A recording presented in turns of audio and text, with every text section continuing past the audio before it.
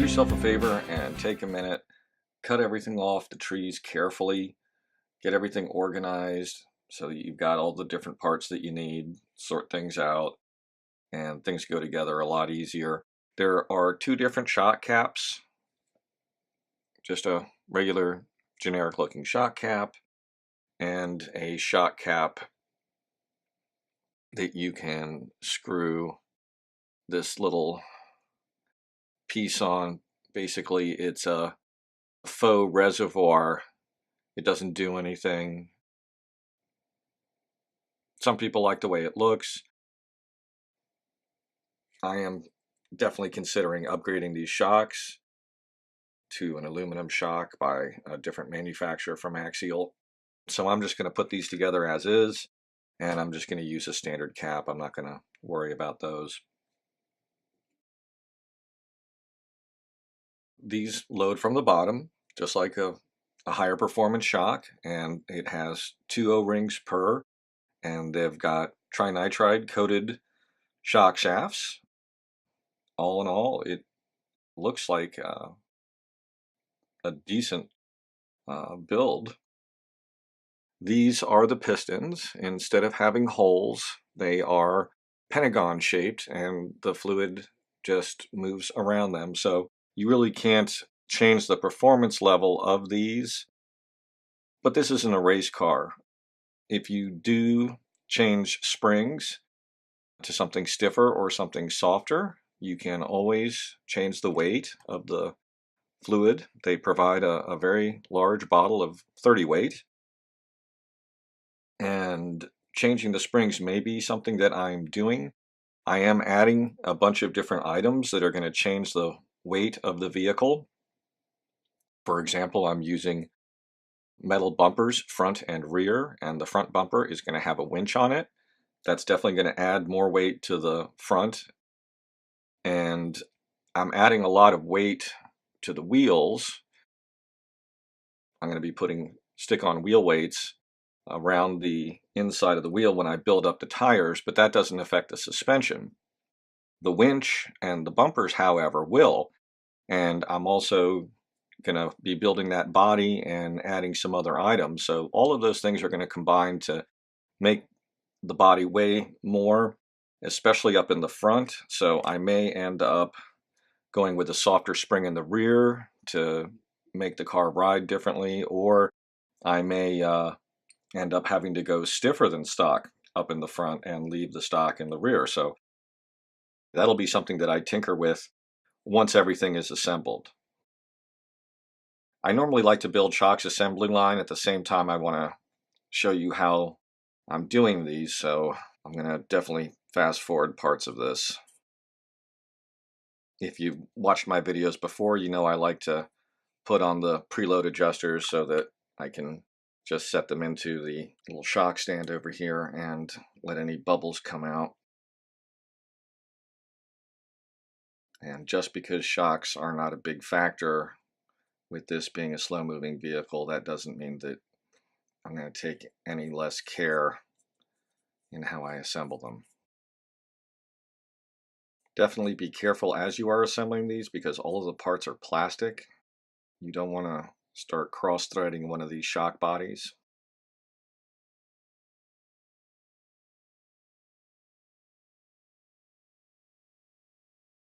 Just make sure these E-clips are completely seated. Otherwise, as you just saw, even though you hear it snap in, it can still pop out on you.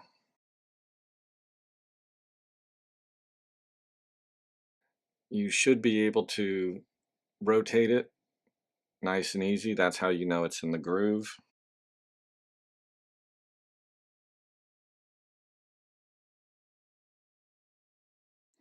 This is something I would definitely do before I start putting oil in. I would just run that around, give it a little spin, make sure that it's not binding up, that you didn't leave a little bit of flashing, or it may not be completely molded. You might need to trim a corner or something.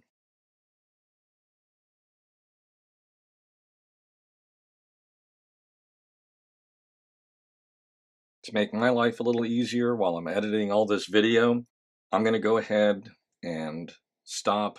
I'm going to do one thing, like screw all 4 of these on, and then I'm going to come back. So you're going to see the video kind of jump where I start putting on the pistons, and then all of a sudden I put one on, and then all 4 are done at the next step. Okay, now that the pistons are built, I'm going to go ahead and put the O-rings in. And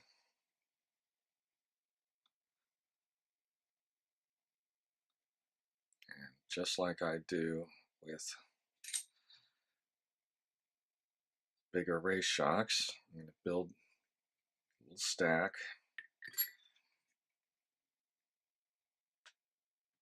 Get some green slime on all the parts. Green slime will prevent these O-rings from swelling up, and it also helps to get a better seal.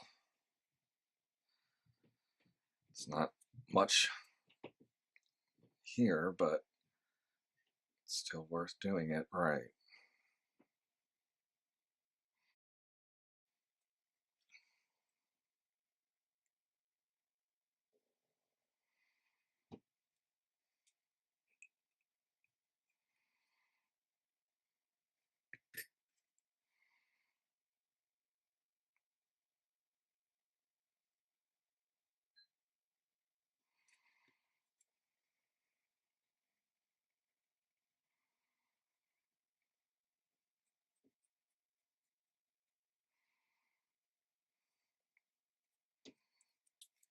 Okay.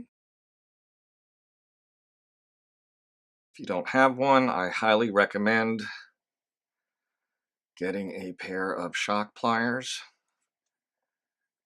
Don't want to damage shock shafts. Now, oh, I forgot something. Not used to doing this. There is a little bump stop that goes on these shocks. These little guys. And it's supposed to be a bit of a bumper, but it's not very flexible. And they call it a shock damper. It's supposed to be 3 by 7 by 8. Let's see if that really is true. I get a full centimeter. It's like I said, it says it's 3 by 7 by 8. And it's 2 millimeters longer than that. What this is supposed to do is provide a bumper to how far this shock can actually collapse. Now, if you thread the eyelet all the way, you're going to go right to the top of the shock cap. You're actually going to bump up against it. So if I just press this right up to the top like that, that's how much shock shaft is if you're out here. When this screws on, there's only maybe a millimeter more in the cap. So you definitely need some kind of spacer down here at the bottom, but this is something I'm definitely going to have to play with because these bump stops are going to severely limit the throw of the shock absorber, because this is going to go above the eyelet and above this. So that adds like another millimeter right there. So with this in place and the eyelet screwed to the top of the threads, you're probably not bumping that top of the shaft against the top of the shock. In an earlier video, I discussed about this suspension that the shocks, and this is true of a lot of off-road vehicles, the shocks are both the limiter to how much droop the suspension has, and also a limiter on its total travel.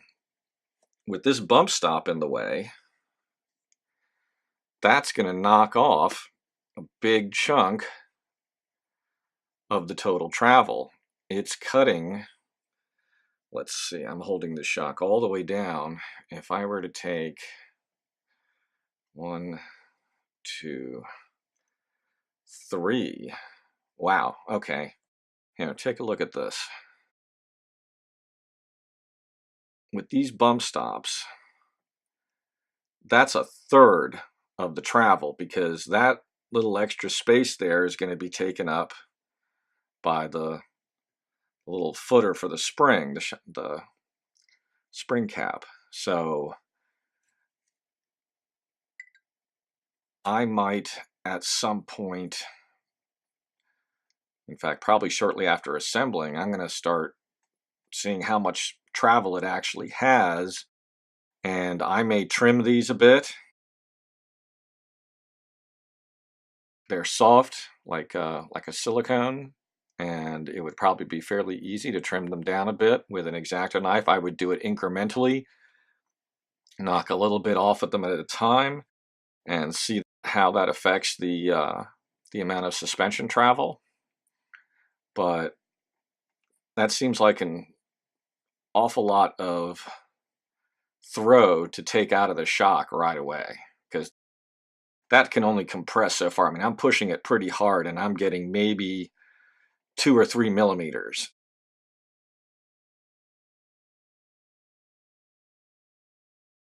Another thing, just like with dirt cars, you can take a couple of turns off of this if you want to extend the shock a little bit and get a little bit more total height out of the shock, which would give you a little more travel. You could even swap these eyelets for a similar eyelet that's a little bit longer and get some travel out of it. That might be an interesting thing to do in combination with trimming this down, and you can always add more preload to take up where you might be losing spring. So those are all things that could be done with this shock to use the standard shock and get something a little more interesting out of it. So also another thing that could be done in conjunction with extending this eyelet a little bit would be the shock feels a little unstable at the base of its throw, and it stables up as it moves further in. Putting a few little spacers in between the piston and the base would lengthen that out a little bit and would make it a little more stable, because as you can see, I mean, that's a lot of flexibility, and that means that the shock is going to bind a bit. The piston's going to be pressing against one side or another during the initial part of the throw until it gets far enough up that things equalize out a little bit. And I really can't give you any answers at this time. I have no idea what my limiting factors are going to be. A lot of things to be considered when you start tinkering around with the suspension on this truck, but it definitely seems like there's a lot of potential to do some interesting things, to jack it up a little higher, have a little more suspension travel, and of course with all of the different spring rates that you can get for these, it is using a double spring, and that's another thing that can be tinkered with.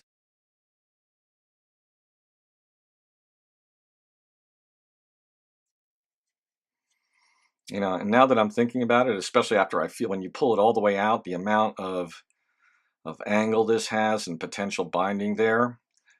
If I do have to have some type of suspension limiter, I would rather put spacers, a small stack of them, or little washers inside here underneath the piston, and then use a longer eyelet like this to make up the difference. You'd end up with the same amount of throw here. With this bump stop here, the piston never goes all the way up. So instead of having that, have some spacers in here and let the piston go further up. And if you want a little bit of sponge, you could just cut off like 3 millimeters of this and leave that as a little bit of a spongy bump stop. But you're basically taking a full centimeter out of the possible throw. Take the centimeter out of the inside where you don't have the binding and instability of having this thing all the way down at the bottom. Okay, I'm going to fill all of these up and let them sit. And then in the meantime, I'm going to put these little O-rings inside these caps. The O-rings need to go all the way down to the very base. You want to make sure they're seated at the bottom. Don't let them catch on the threads. That would be a big problem. Okay, I've got the O-rings in. This can be a critical part if you don't get them seated all the way down. If they're hung up on the threads, you're going to pinch them. They don't give you spares, so you're going to have to order them and wait, and it's an essential item. Shock won't seal properly without those O-rings in there. Sometimes people ask about some of the tools I have, make comments, wonder where I got them. This is something that I use a surprising number of times. It's not a matter of not having good vision. You try telling me if the if the O-ring is properly seated inside this teeny little cap. Having this magnifying glass with a little LED light on it is really handy. It's freestanding. It's called Freehand Magnifier, made by a company called Carson. It was $16.95. And yeah, Barnes & Noble. I knew I bought it at a bookstore. Just came across it and said, ooh, that will be handy. And it has really been very handy. And just folds up. No LED, you can hold it by hand or you can set it up as a freestanding item. Very useful. So now that those are in, I'm going to go ahead and pull one of these out. They don't have bladders and they don't have bleed screws. And I could see potential for a problem where, especially if you've got fluid on these threads, basically what's going to happen is as I'm threading this down, the excess air is going to have to seep out. And that is potentially a problem. If there's too much oil here or on the inside of the cap and it starts forming a seal, there will be a little compressed air bubble in there and the shock will either lock up or it won't function right in one capacity or another. And what I may consider doing at some point, all I would need to do would be to drill a small hole in the side of the cap above probably a couple of thread heights above where the O-ring is. And that would allow the air to vent out the side. And then as soon as you pass that hole, and because it's not the threads that's going to make a seal, the threads hold the cap down. It's the O-ring at the very top. So you could potentially drill a half dozen holes in the side of this cap and it's not going to leak any air as long as that O-ring is seated properly and it is screwed down tight on top. So that might be something to do. So first I'm going to slowly ease this shock up, and yeah, that's one thing I keep being bothered by, that at the very bottom of the throw it doesn't like to break into motion because there's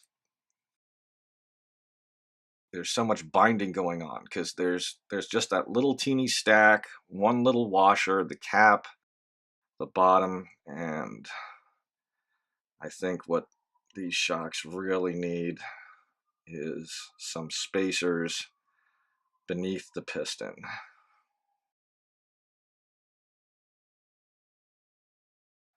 I think what these shocks really need is to be replaced with a nice aluminum bodied shock absorber. But a little bit of rebound there, nothing major. And it's damping. It's doing what it's supposed to do. So, and could definitely, yeah, see if I turn it over. Sorry about the fire engines going by there. Can you hear that? It just sounds like there's, well, it might just be the oil passing past that, not quite a piston, the little pentagon pistons there. since I'm going to do the rest of these off camera, you put on the shorter pistons. Those are higher rate. You put on the spring separator. Sorry, you put on the shorter spring. Did I say piston? Getting a little late. Okay, and there we have a shock. And see, that's one of the problems with these little separators. I've never been a fan of dual rate, having multiple springs. Yeah, it's supposed to give you a little bit of a progressive effect, but if you watch, you see that as this little separator starts to go up onto the threads, it catches just a little bit and you see the spring jump. So these are definitely on the list for upgrade, but they may do for a while. I may tinker with them and see if I might tinker with them just for the fun of tinkering with them, just to show you what's possible.